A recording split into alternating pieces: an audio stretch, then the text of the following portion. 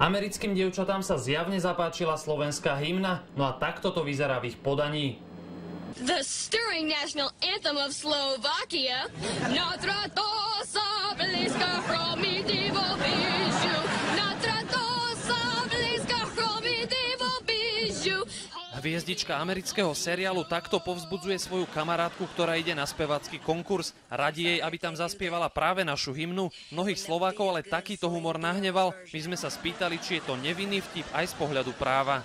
V tomto konkrétnom prípade si myslím, že tá miera zásahu je zanedbateľná a vôbec nemožno hovoriť o nejakom trestnom čine.